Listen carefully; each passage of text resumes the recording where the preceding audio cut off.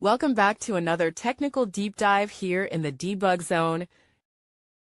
Today we're tackling a big question and breaking it down with insights from other users. Hopefully this clears up some misconceptions and helps you get the answer you need.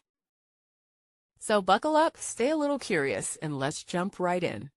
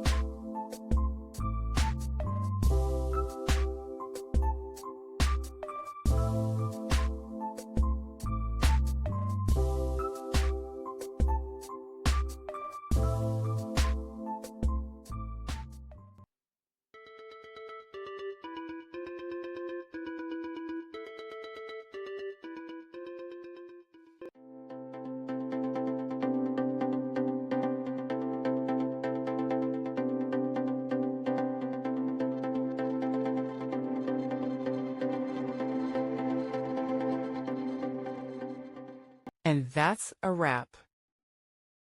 I hope you found the answer you were looking for. If you did, take a second to hit that subscribe button. It really helps out. And let me know in the comments which solution worked best for you.